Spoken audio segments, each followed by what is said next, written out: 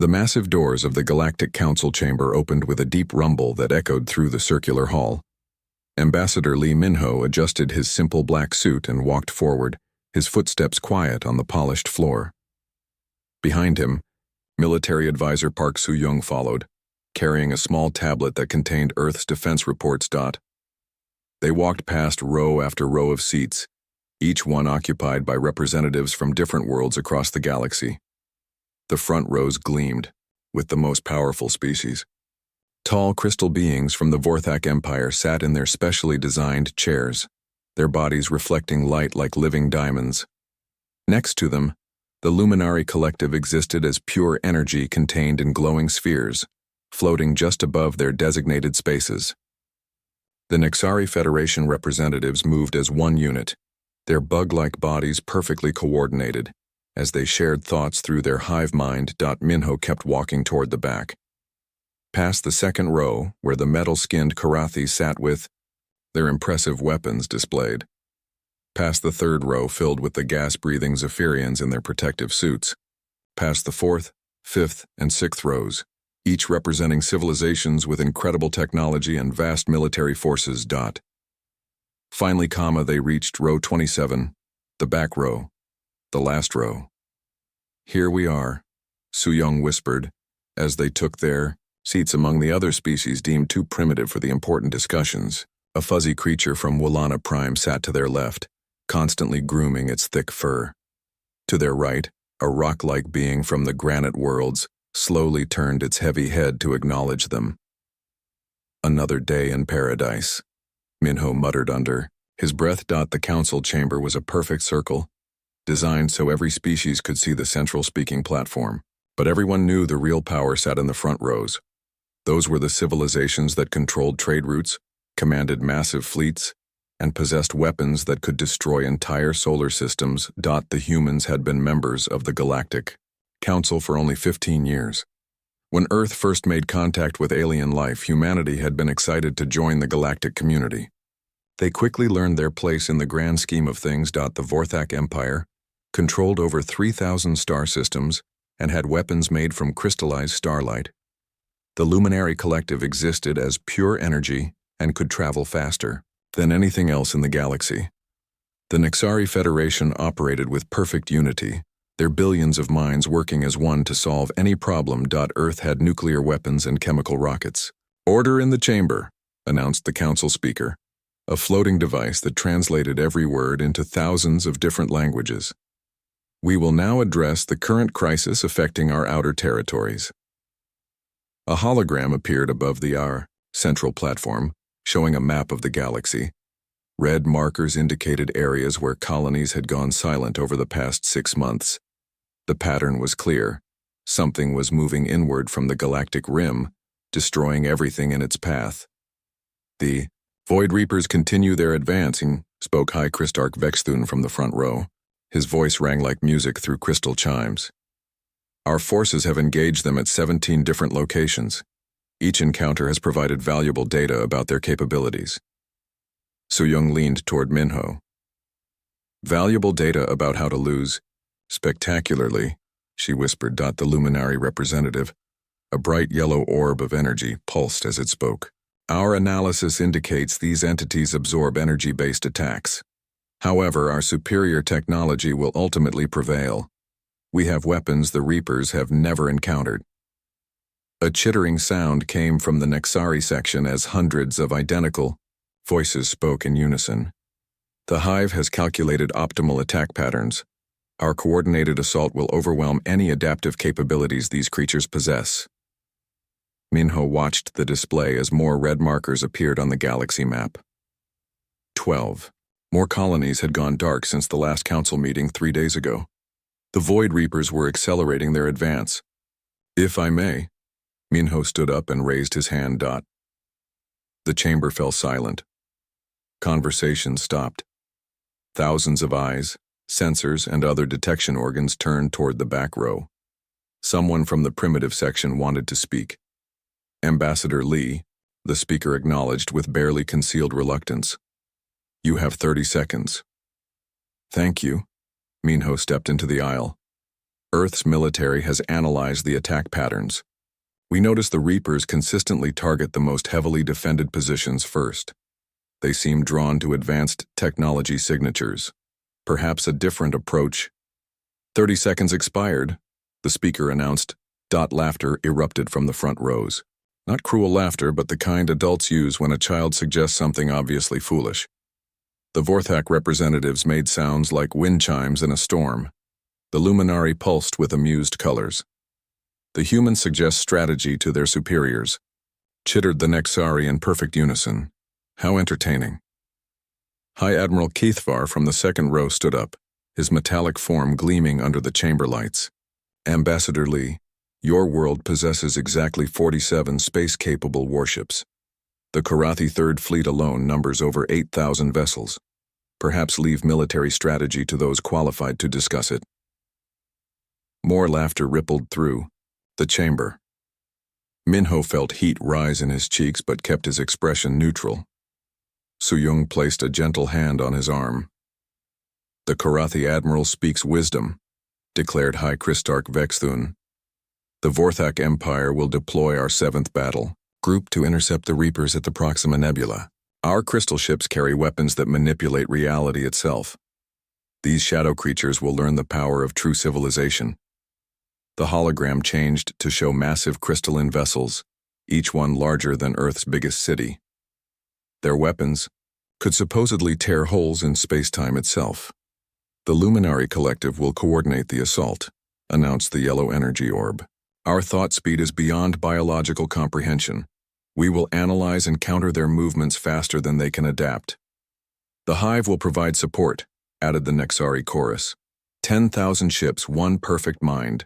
The Reapers face not Iriku individuals but unity itself. Minho sat down heavily. Around him, the back row species shifted uncomfortably in their seats.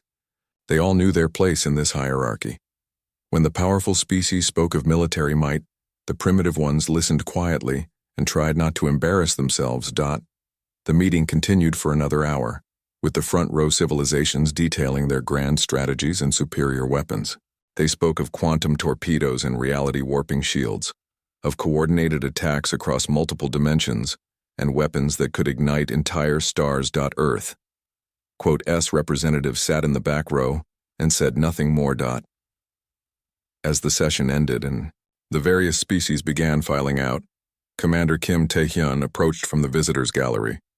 He had been watching from the military observation section, his simple gray uniform a stark contrast to the elaborate gear worn by other species officers. How did it go? He asked quietly. About as expected, Minho replied, gathering his simple paper files while around him, other representatives packed away advanced holographic displays and quantum computers. They have everything figured out. Apparently, our Stone Age weapons won't be needed. Their confidence is impressive, Suyung observed, watching the Vorthak delegation glide past in their crystal armor. Their confidence might be the problem, Tae-hyun muttered, but kept his voice low enough that only his human colleagues could hear. The 3 humans made their way toward the exit, passing the elaborate command centers being set up by the major powers. Holographic displays showed fleet movements and weapon specifications that defied Earth's understanding of physics. As they walked through the corridors of Nexus Prime Station, Minho couldn't shake the feeling that something important had been missed in that chamber. The Void Reapers had destroyed every colony they encountered, each one more heavily defended than the last. Yet the pattern seemed obvious to him. Sir, Tae-hyun said as they reached the human quarters, I've been reviewing the attack reports. There's something the Council isn't seeing. What's that, Commander? The Reapers aren't just randomly destroying colonies. They're specifically targeting the ones with the most advanced defenses first, like they're drawn to sophisticated technology. Suyung paused at her door. That's exactly what you tried to tell them in there. Yes, but they're not listening. Minho sighed. Why would they? We're just the species that barely figured out how to leave our own solar system. Maybe that's exactly why we can see what they can't, Tae-hyun suggested quietly. The 3 humans went to their separate quarters, each carrying the same uncomfortable, Feeling. The greatest military minds in the galaxy were preparing for battle against an enemy that seemed specifically designed to defeat exactly the kind of advanced warfare they specialized in. In the distance, alarms began to sound. Another colony had gone silent. The research vessel Aurora drifted silently above Kepler 442b, its small human crew monitoring the chaos unfolding on the colony world below. Dr. Choi Ji-won pressed her face against the observation port, watching streams of dark energy flow across the planet's surface like living oil. "This is impossible," she whispered, adjusting the primitive optical telescope that Earth science still relied on. Around her, the ship's basic instruments hummed quietly, so different from the advanced scanning arrays used by other species. 3 days ago, Kepler 442b had been home to 2 million colonists from various galactic civilizations. The Vorthak had built crystal cities that reached into the clouds. The Luminari had established energy gardens that glowed like captured starlight. The Nexari had created vast underground hive complexes where 1,000,000 minds worked as one. Now, the planet looked like it was being consumed by living shadows. Dr. Choi called Captain Nam Yujin from the bridge. "The Vorthak 7th Battle Group is moving into position. They're requesting all civilian vessels maintain safe distance." Ji-won floated away from the viewport, her magnetic boots clicking on the metal floor. The Aurora was one of Earth's newer research ships, built with simple fusion engines and basic life support. Compared to vessels that could fold space or exist in multiple dimensions simultaneously, it was little more than an advanced tin can. But it was still functioning while the most sophisticated ships in the galaxy struggled with system failures near the infected world. "Captain," Ji-won said over the comm system, "I need to stay close enough to gather data. The Reapers are doing something the advanced sensors can't detect properly. Too dangerous. High Command wants all human assets to observe from the outer system. Please, just 30 more minutes. I'm seeing patterns that the big ships are missing." Nam Yujin paused, considering. Like many humans in space, she had learned to trust the instincts of her crew over the orders of distant commanders who had never faced unknown threats. 30 minutes, she agreed. "But if those shadows come anywhere near us, we jump to warp immediately." Below them, the Vorthak battle fleet emerged from hyperspace in perfect formation. 12 massive crystal ships, each one a work of art that could level mountain ranges with a single shot. Their hulls reflected the light from Kepler's star, creating rainbow patterns that stretched across space. High. Admiral Keth Thun's voice echoed across all communication frequencies. "Void Reapers, you face the might of the Vorthak Empire. Surrender or be destroyed." The shadows on the planet's surface seemed to pause, as if considering the ultimatum. Then they began to rise. What emerged from Kepler 442b defied every law of physics that Ji-won knew. The Void Reapers looked like three-dimensional tears in reality itself, patches of absolute darkness that hurt to look at directly. They moved without apparent propulsion, flowing through space like liquid night. "Beginning bombardment," announced the Vorthak flagship. "All vessels fire at will." The crystal ships opened fire simultaneously. Beams of pure energy, concentrated starlight weaponized into destruction, lanced toward the approaching Reapers. Each beam carried enough power to vaporize a small moon. Ji-won watched through her simple telescope and made careful notes in an old-fashioned paper notebook. The beam struck the Reapers directly, causing explosions that briefly outshone the system's star. For a moment, it seemed like the advanced weapons had worked. Then the smoke cleared, and the Reapers were still there, not only surviving, but growing larger. "Impossible," breathed Captain Nam from the bridge. They absorbed the entire bombardment. The Vorthak fleet fired again, this time concentrating all their beams on a single Reaper. The creature took the combined assault and seemed to drink the energy like water, becoming visibly bigger and darker. "Hi. Admiral," came a panicked transmission from one of the crystal ships. "The enemy is approaching our position. Recommend immediate withdrawal." "Negative." Keth Thun's voice remained steady despite the circumstances. "Deploy reality warping charges. These creatures cannot adapt to weapons that change the laws of physics themselves." Jiwan watched as the HFY Vorthak ships launched their most advanced weapons. The charges were supposed to create localized areas where the normal rules of existence no longer applied.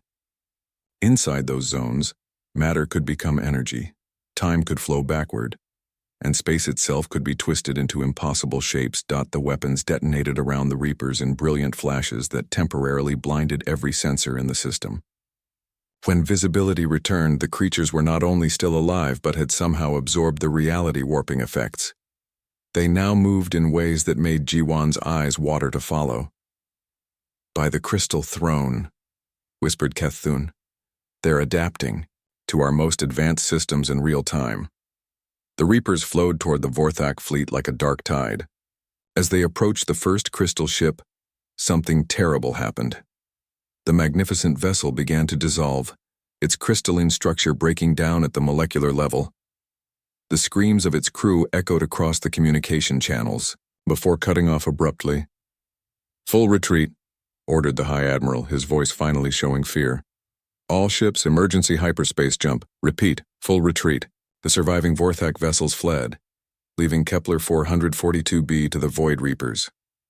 "Captain Nam," Jiwan called urgently, "don't take us to hyperspace yet. I need to try something."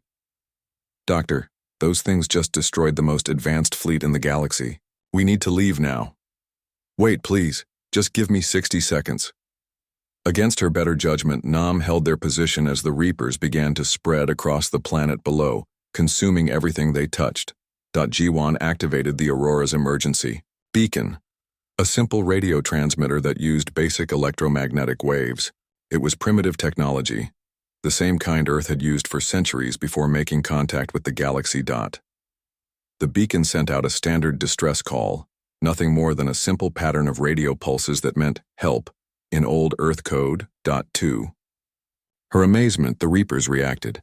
The dark shapes on the planet's surface seemed confused by the simple signal.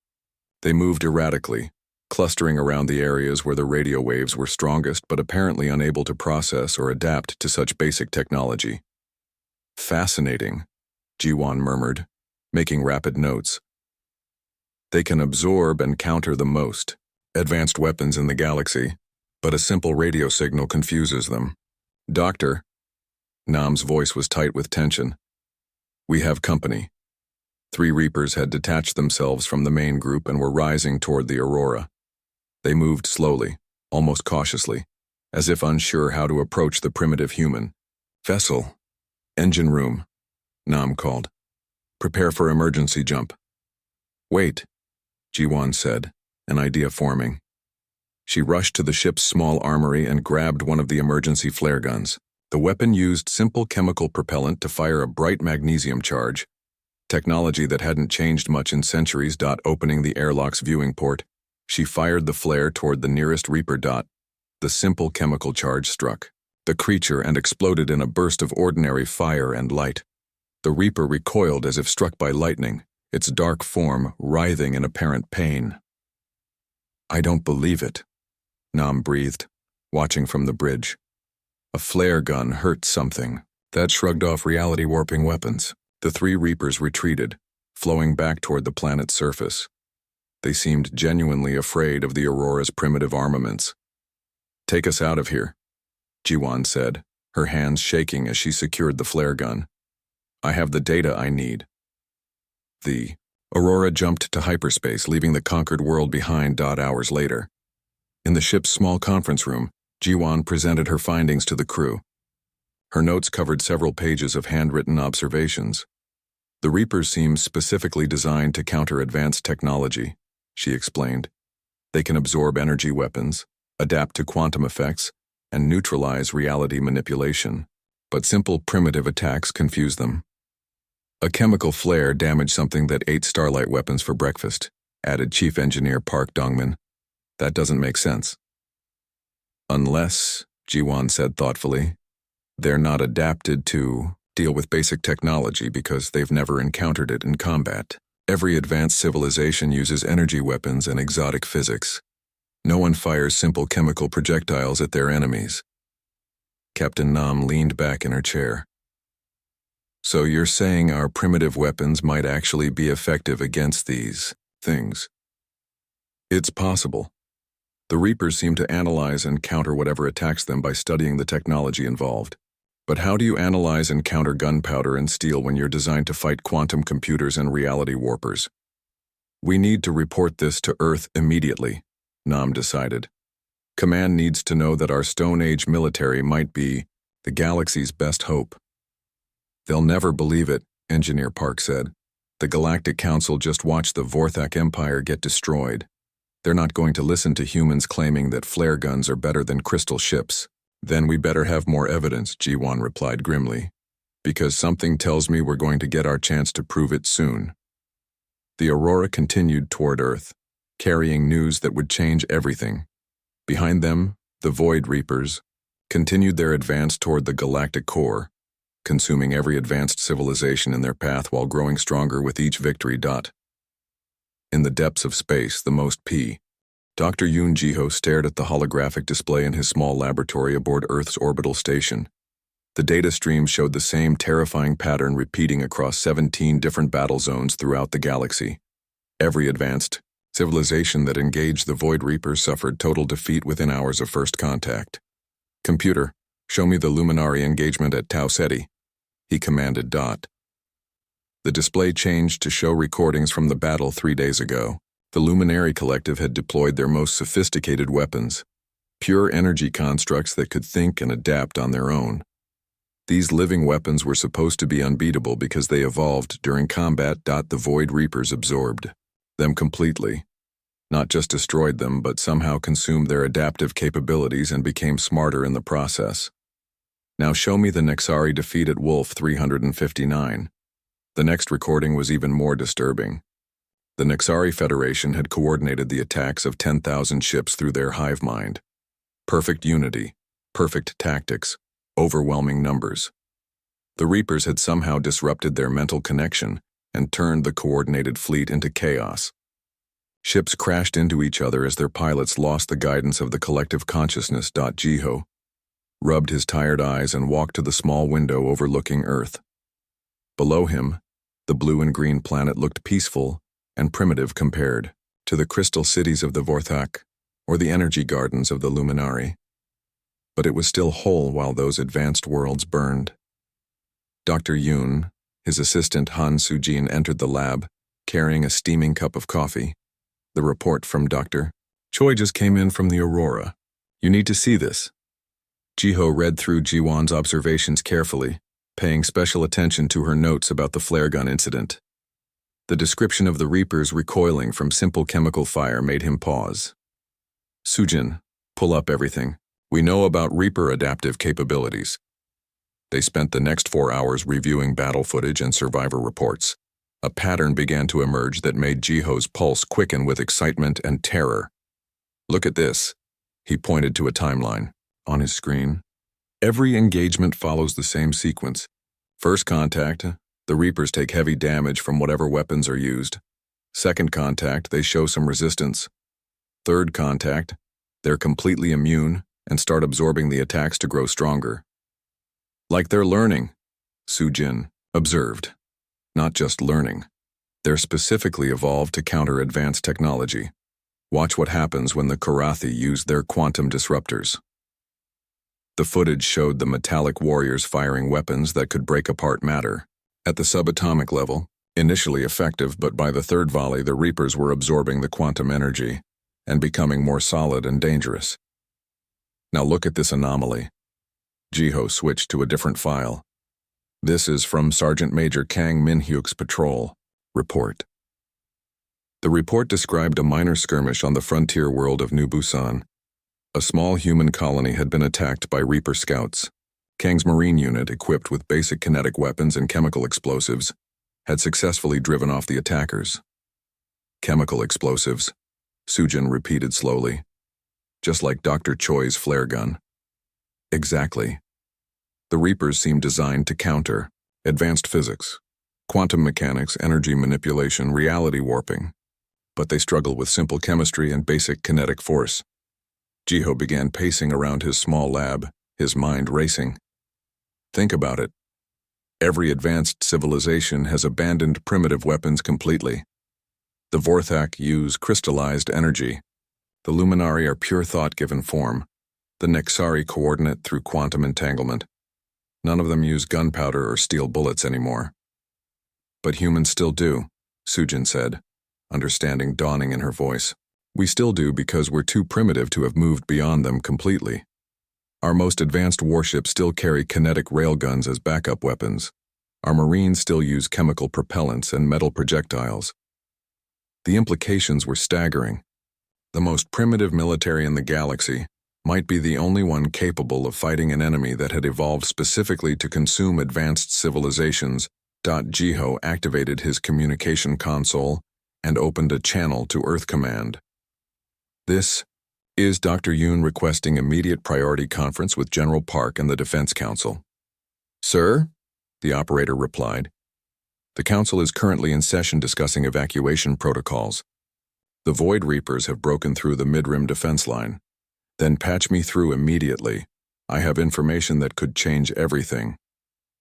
20 minutes later, Jiho found himself addressing Earth's top military leaders via hologram. General Park Ji-young sat at the head of a conference table surrounded by admirals and strategic planners. Behind them, wall displays showed the advancing Reaper forces consuming world after world. Dr. Yoon, General Park began, we appreciate your research, but we have bigger concerns right now. The entire galactic community is retreating toward the core worlds. We need to decide whether Earth participates in the evacuation or tries to defend our territory. General, with respect, I believe we should do neither, Jiho said firmly. I believe we should attack. Silence fell over the conference room. Several officers exchanged glances that clearly questioned Jiho's sanity. Doctor, Admiral Kim Tae-won spoke carefully. The Vorthak Empire had weapons that could tear holes in space-time itself. The Luminari Collective exists as pure energy that thinks at light speed. The Nexari coordinate millions of ships with perfect unity. All of them were completely defeated. Earth has 47 operational warships with fusion engines and kinetic weapons. Exactly, Jiho said with growing confidence. We have kinetic weapons. We use chemical propellants. We employ basic tactics that haven't changed much in centuries. The Reapers are designed to counter the kind of advanced warfare that everyone else uses. He transmitted Dr. Choi's data to the conference room displays. Look at this evidence. A simple flare gun damaged something that absorbed reality warping weapons. Sergeant Kang's Marines drove off Reaper scouts using conventional arms and basic explosives. General Park studied the data carefully.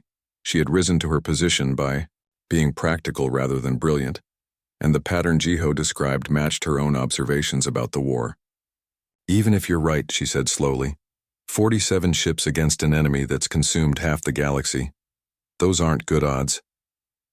We don't need to fight them everywhere, Jiho replied. We just need to prove that they can be stopped. If other species see that primitive weapons work, they might dust off their old arsenals and join the fight. Most advanced civilizations scrapped their primitive weapons centuries ago, pointed out Admiral Choi Min-seok. Then they'll have to build new ones, but first, someone has to show them it's possible.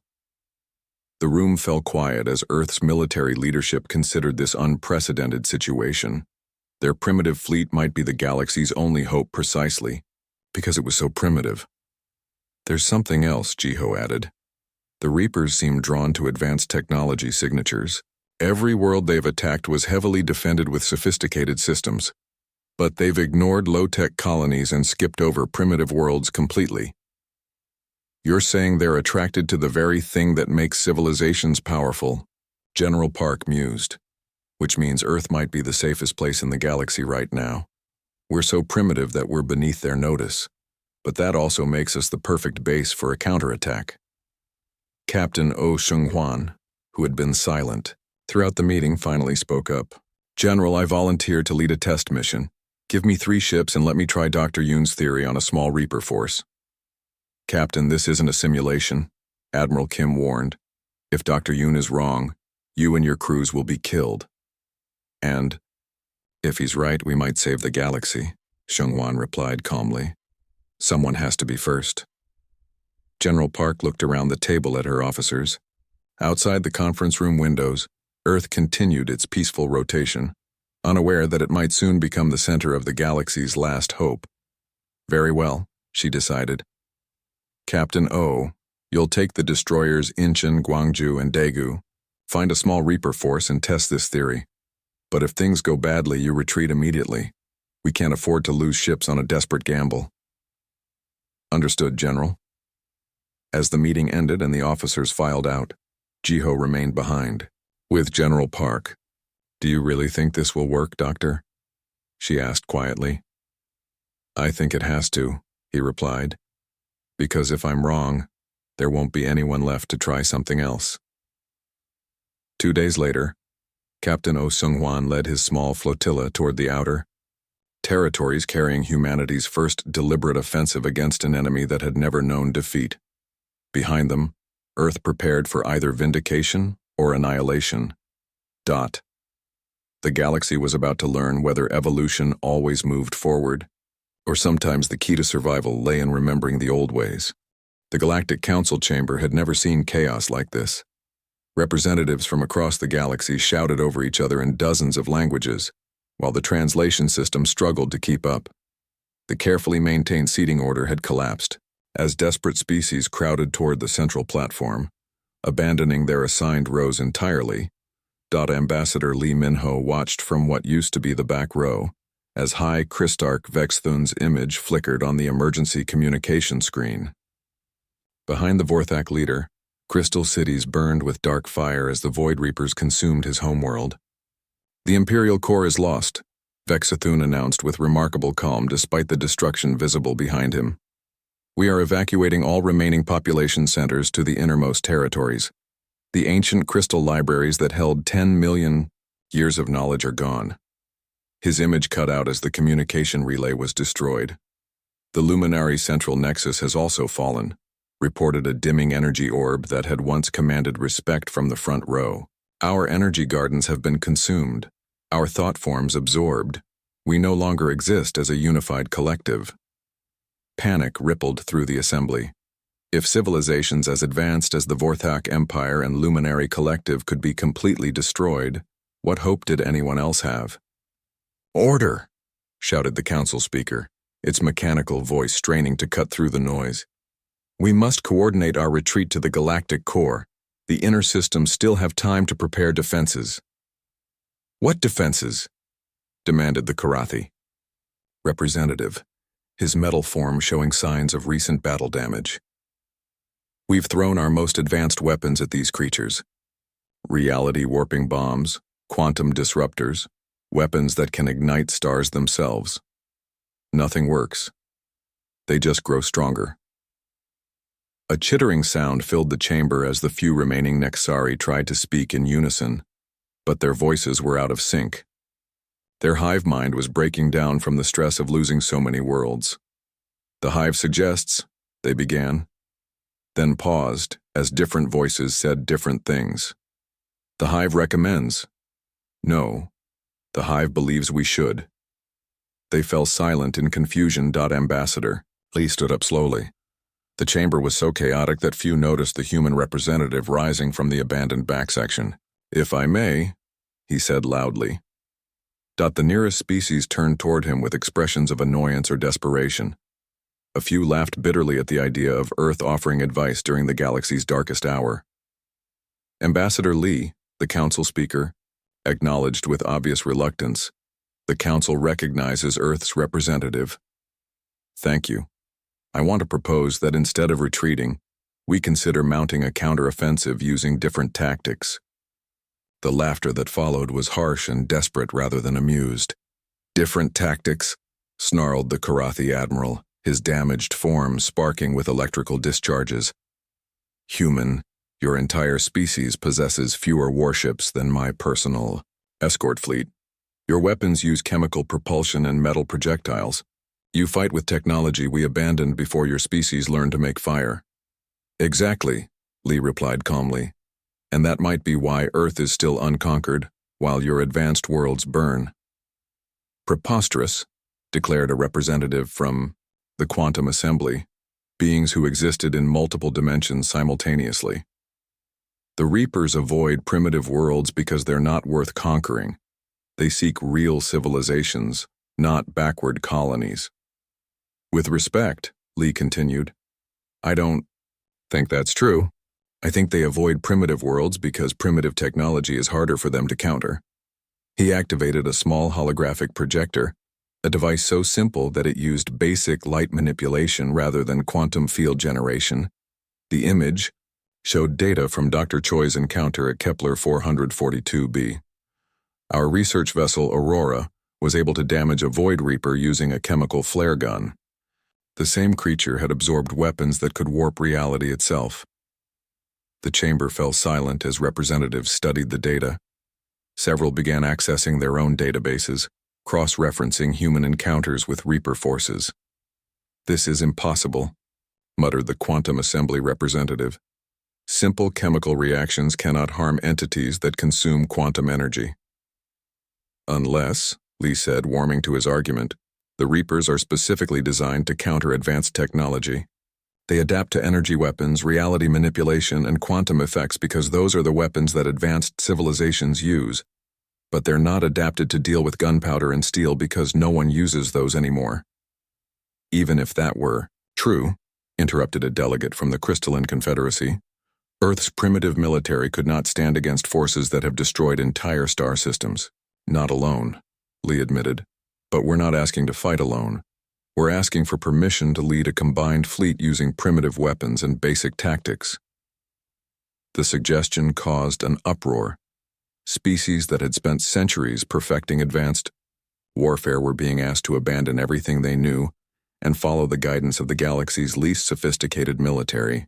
This is madness, declared the Luminary representative, its energy form flickering with agitation. You're asking us to fight with stone clubs against enemies that eat starlight. I'm asking you to fight with weapons that work instead of weapons that feed the enemy, Lee replied firmly.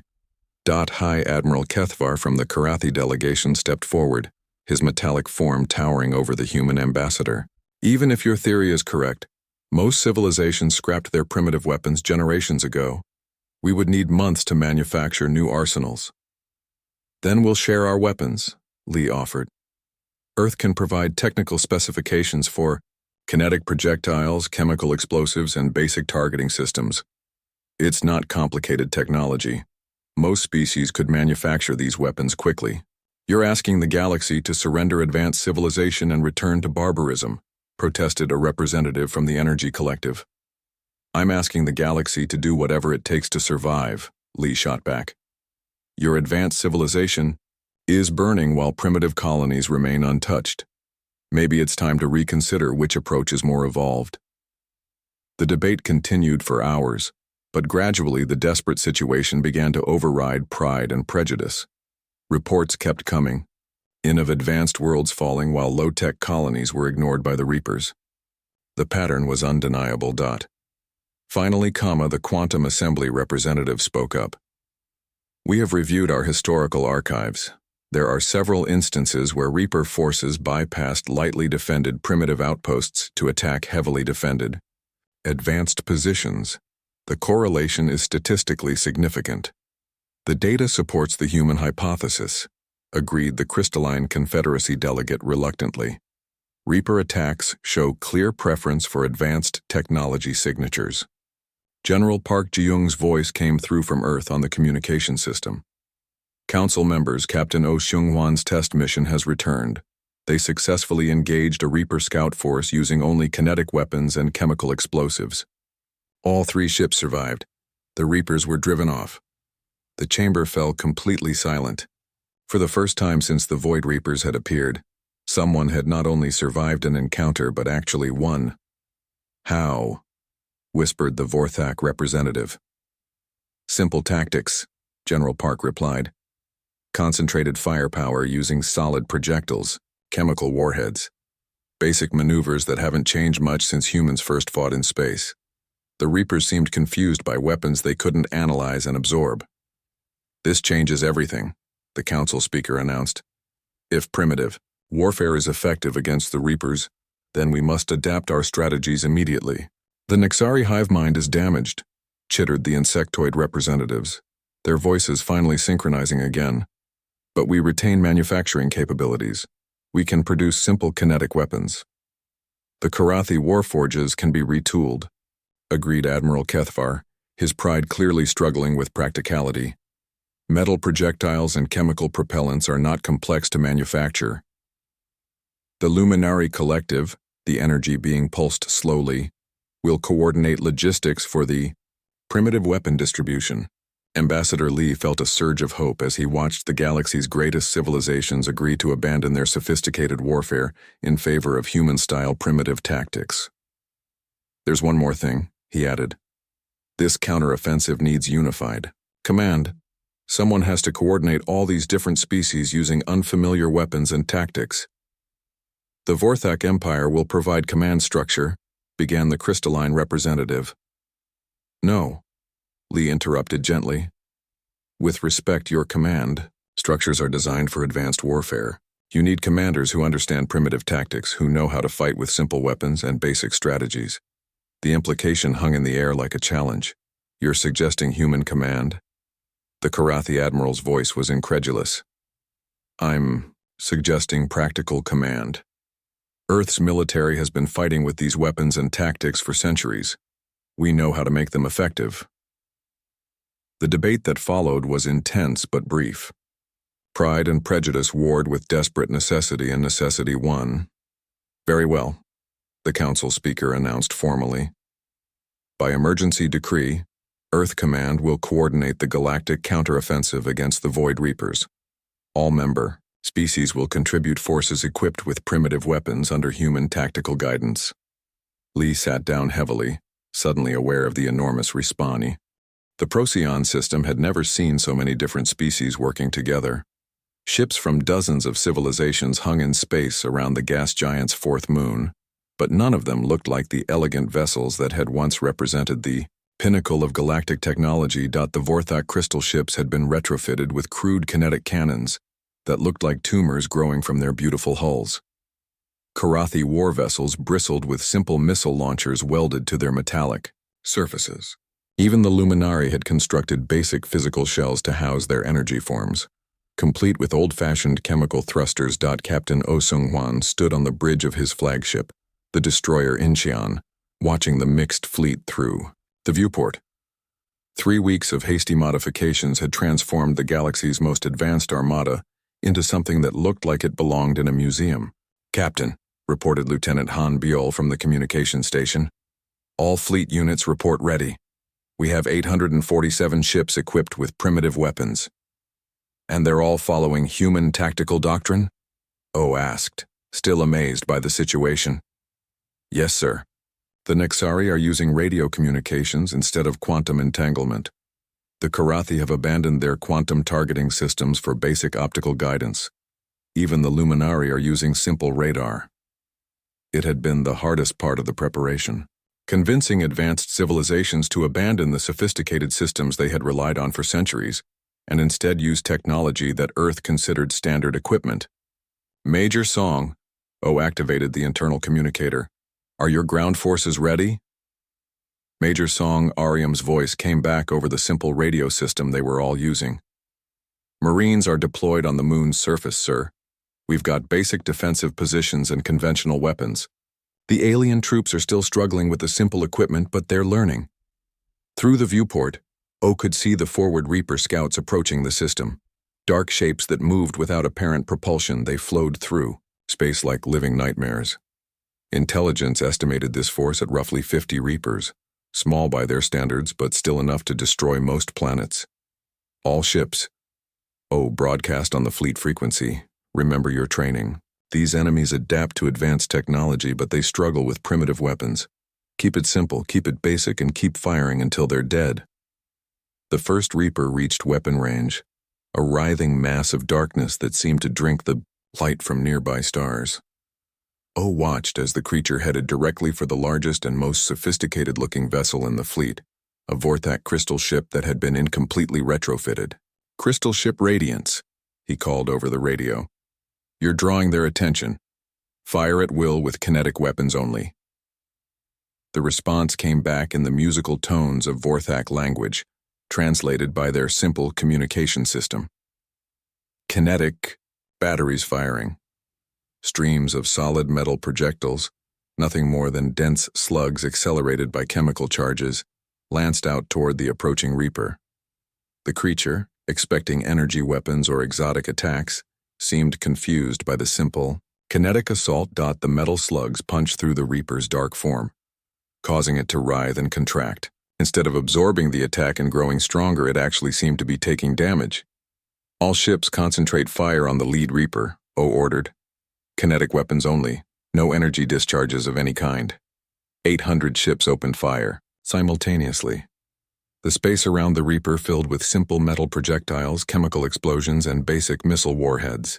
The creature tried to adapt to the attacks, but there was nothing sophisticated to analyze or absorb. The Reaper exploded in a burst of dark matter that dissipated quickly, leaving nothing behind. For a moment, the fleet hung in stunned silence. No one had ever destroyed a Void Reaper before. First confirmed Reaper kill in galactic history, Lieutenant Han reported with barely contained excitement. But there was no time to celebrate. The remaining 49 Reapers were approaching fast, and they seemed to have learned something from watching their scout die. They're adapting their approach, O observed. Look, they're spreading out instead of charging directly at us. They're treating us like a real threat now. The battle that followed was unlike anything in recorded galactic history. Instead of the elegant energy exchanges and reality-warping attacks that characterized modern warfare, the Procyon system echoed with the thunder of chemical explosives and the impact of solid projectiles. The Reapers tried every adaptation they knew. They attempted to absorb kinetic energy, but simple momentum was harder to counter than exotic particles. They tried to disrupt communications, but basic radio waves were too primitive to jam effectively. They attempted to corrupt targeting systems, but optical guidance required no computers to hack. Major Song's ground forces played a crucial role when several Reapers attempted to land on the moon's surface. Her Marines, armed with conventional rifles and chemical grenades, held defensive positions that hadn't changed much since humanity's ancient wars. Contact front, Song called over the radio as dark shapes flowed across the lunar landscape. All units open fire with conventional weapons. The sound of gunfire echoed across the moon's surface as human Marines and alien soldiers worked together using the most basic weapons imaginable. Chemical bullets and simple explosives proved devastatingly effective against creatures that had consumed weapons capable of destroying stars. In space, Captain O coordinated the fleet battle with tactics that would have been familiar to naval commanders from Earth's ancient oceans. Flanking maneuvers, concentrated firepower, and coordinated attacks using weapons that operated on principles unchanged for centuries. Karathi Squadron 7. Move to intercept the enemy's left flank. Nexari, Group 3. Provide covering fire with chemical missiles. Vorthak elements. Concentrate your kinetic batteries on the largest targets. The Reapers fought back desperately, but their adaptations were useless against technology too simple to counter. They could absorb quantum energy but not momentum. They could disrupt advanced computer systems but not mechanical targeting. They could corrupt sophisticated communications but not basic radio waves. One by one, the Void Reapers fell to weapons their creators had never imagined facing. Engineer Hanbiol made the crucial observation during the height of the battle. Captain, I've been monitoring their adaptive responses. They're trying to analyze our weapons the same way they analyze advanced technology, but there's nothing complex enough to process. What do you mean? O asked while coordinating another attack run. They adapt by studying quantum signatures and energy patterns, but kinetic weapons don't have quantum signatures. Chemical explosives don't emit exotic energy. Steel bullets are just steel bullets. There's nothing for them to analyze. So they're like advanced computers trying to hack a mechanical calculator? Exactly, sir. All their sophisticated countermeasures are useless against simple physics. The realization spread through the fleet as the battle continued. The galaxy's most primitive military doctrine was proving superior to everything the advanced civilizations had developed over millions of years. As the last Reaper fell to concentrated kinetic fire, a cheer went up across the communication channels. 800 ships from dozens of different species celebrated together. united by their shared victory using the simplest weapons imaginable. "All ships, this is Captain O," he broadcast to the fleet. "Congratulations on the first major victory against the Void Reapers, but this is just the beginning. We've proven that primitive weapons work. Now we need to take this fight to the enemy." "Captain," Lieutenant Han reported, "we're receiving priority transmissions from across the galaxy. Everyone wants to know how we did it." "Tell them the truth," O replied.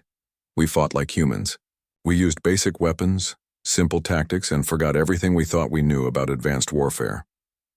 Major Song's voice came over the radio from the moon's surface. "Captain, my ground forces report complete success. Every Reaper that landed has been eliminated using conventional small arms." "Outstanding, Major. Prepare for extraction. We're taking this show on the road." As the combined fleet began forming up for the next phase of their campaign, O reflected on the irony of the situation. The galaxy's most advanced civilizations had just learned their most important lesson from the species they had dismissed as primitive. "Lieutenant," he said, "send a message to Earth Command. Tell them the back row is moving to the front, and this time we're not asking permission." The news of the Procyon victory spread across the galaxy at light speed. For the first time since the crisis began, civilizations had hope. The Void Reapers could be beaten, but only by abandoning everything that made civilizations advanced. The greatest military revolution in galactic history had begun, led by the species everyone thought was too primitive to matter. The back row was about to become the front line, and the galaxy would never be the same. 6 months after the Battle of Procyon, the Galactic Council chamber looked completely different. The old seating arrangement based on technological advancement had been abandoned entirely. Now, representatives sat in a circle with no front or back rows. But everyone knew who really held the power. General Park Ji-young stood at the central podium, where once only the most advanced civilizations had been allowed to speak. Her simple military uniform contrasted sharply with the elaborate gear worn by alien representatives. But no one questioned her authority anymore. "The final Reaper stronghold has been eliminated," she announced to the assembly.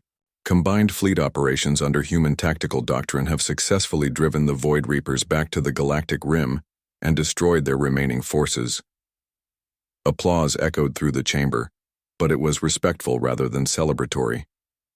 The victory had come at a cost that humbled everyone present. Ambassador Lee Min-ho, now sitting in what used to be the front row, watched as holographic displays showed the aftermath of the war. Hundreds of advanced worlds remained in ruins, their sophisticated cities destroyed beyond repair. But the primitive colonies that had been ignored by the Reapers were intact and thriving. "The reconstruction effort continues," General Park continued. "Civilizations are rebuilding using hybrid approaches that combine basic technology with selective advanced applications. The lessons learned during this crisis have fundamentally changed how we approach both warfare and civilization itself." HFY Christarch Vexthun, whose crystal form now bore simple kinetic weapon mounts, spoke from his position in the middle seating area. "The Vorthak Empire acknowledges the wisdom of the human approach. Our new cities incorporate both crystal architecture and primitive defensive systems. We have learned that advancement without foundation is fragile." The transformation had been remarkable to witness. Species that had spent millions of years developing ever more sophisticated technology had voluntarily stepped backward, incorporating primitive methods into their most advanced systems. "The Karathi military now trains all officers in basic tactical doctrine," reported Admiral Kethvar, his metallic form similarly modified with simple weapon systems. "Our quantum computers are protected by mechanical backups. Our energy weapons are supported by kinetic alternatives. We call it redundancy through primitivity." Even the Luminary Collective had adapted. Their energy beings now maintained physical forms equipped with simple tools, having learned that pure advancement left them vulnerable to enemies specifically designed to counter sophistication. "The hive mind has evolved," chittered the Nexari representatives in perfect unison, their voices synchronized again now that they had learned to use both quantum communication and basic radio as backup systems. "We maintain our collective consciousness, but also value individual thinking. The humans taught us that unity without diversity is weakness. Dr. Yoon Ji-ho, now serving as Earth's chief science advisor to the Galactic Council, presented his analysis of the Reaper phenomenon. We believe the Void Reapers were not invaders from outside our galaxy, but rather a natural response to over-advancement. They represented an evolutionary correction, designed to eliminate civilizations that had progressed too far beyond sustainable foundations. Like an immune system, observed the quantum assembly representative, beings who had learned to exist in single dimensions when necessary, rather than spreading across multiple realities simultaneously. Exactly. The galaxy itself may have mechanisms to prevent civilizations from becoming so advanced that they destabilize the natural order. The Reapers specifically targeted the most sophisticated technologies and ignored primitive ones because they were designed to reset the balance. The implications were sobering. The greatest civilizations in the galaxy had been on the verge of triggering their own destruction through unchecked advancement. This raises important questions about the future of galactic development. General, Park said, how do we continue to advance without triggering another Reaper response? How do we balance progress with stability? Captain Oh Seung-hwan, recently promoted to admiral and now commanding the Galactic Defense Force, provided the answer that had emerged from months of experimentation. Strategic simplicity, he announced. We advance in areas that improve life, while maintaining primitive foundations in critical systems. Explain, requested the council speaker, its translation systems now backed up by simple mechanical redundancies. Medical technology can be as advanced as possible because healing doesn't threaten galactic stability. Communications can be sophisticated as long as they're backed up by basic alternatives. But weapons, transportation, and infrastructure maintain primitive components that can't be corrupted or absorbed by future threats. Major Song Aryam, now Earth's military liaison to alien forces, added her perspective from the ground. We've learned that the most effective armies combine advanced intelligence gathering with primitive execution. Know everything about your enemy using the best technology available, then fight them with weapons they can't counter or corrupt. The new doctrine was already showing results. The hybrid fleets that patrolled the galactic borders used sophisticated sensors to detect threats, but relied on kinetic weapons and chemical explosives to eliminate them. Cities incorporated advanced materials, but maintained mechanical systems that could function without computer guidance. The humans have given us something more valuable than victory, declared the representative from the Energy Collective, beings who had learned to appreciate physical matter after existing as pure thought for millennia. They have given us wisdom. Ambassador, Lee stood to address the assembly. Earth didn't choose to be primitive. We were primitive because we hadn't advanced far enough to abandon basic methods. But that accident of development saved not just our species but the entire galaxy. Perhaps, suggested Dr. Choi Ji-won, now serving as head of the Galactic Research Consortium, primitivity isn't the opposite of advancement, but rather its foundation. True progress might mean building upward while maintaining connection to basic principles. The debate that followed touched on philosophy, science, and the nature of civilization itself. Species that had once competed to be the most advanced now competed to find the best balance between sophistication and simplicity. The new galactic doctrine is clear, General Park announced as the discussion reached its conclusion. No civilization will be allowed to abandon primitive foundations entirely. Advanced technology must coexist with basic alternatives. This is not regression but evolution towards sustainability. The seating protocol is hereby permanently abolished, declared the council speaker. All species participate as equals regardless of technological level. The back row concept no longer exists because we have learned that every level of development has value. Commander Kim Tae-hyun, now serving as Earth's ambassador to the Outer Territories, shared the final piece of the transformation. The primitive worlds that were once ignored are now seen as strategic assets. Their low-tech colonies serve as training grounds where advanced species learn basic skills they had forgotten. It was a complete reversal of the old order. Vorthak. Nobles traveled to human farming worlds to learn mechanical engineering. Luminary energy beings studied in Earth's universities to understand physical chemistry. Nexari drones practiced individual decision-making in frontier towns where the hive mind couldn't reach. "We have established the Primitive Preservation Protocol," announced engineer Han Biol, now directing galactic infrastructure development. "Every advanced system must maintain mechanical backup. Every energy weapon must be paired with kinetic alternatives. Every quantum computer must have simple calculators standing by." The protocol extended beyond military applications. Transportation systems maintained primitive backup methods. Communication networks included basic radio alternatives. Even the most advanced medical facilities kept simple surgical tools alongside their sophisticated equipment. "The galaxy has learned that true strength comes from diversity of methods, rather than advancement of single approaches," Dr. Yoon observed. "The Reapers taught us that putting all our eggs in the advanced technology basket was a recipe for extinction." As the formal session concluded, representatives began filing out of the chamber. The Vorthak delegation walked alongside human Marines, discussing modifications to crystal armor that incorporated basic metal plating. Karathi engineers compared notes with Earth's mechanics about backup systems that could function without computer guidance. Ambassador Lee remained behind with General Park as the chamber emptied. "Did you ever imagine it would end like this?" he asked quietly. "With humanity leading the galaxy?" Park replied. "Never. But with the galaxy learning to value what we never had the chance to abandon? Maybe. The irony is incredible. We were considered too primitive to contribute to galactic civilization, and it turns out that primitivity was exactly what civilization needed to survive." "Not primitivity," Park corrected gently. "Foundation. We never lost touch with the basic principles that make things work. Everyone else got so focused on advancement that they forgot why they were advancing in the first place."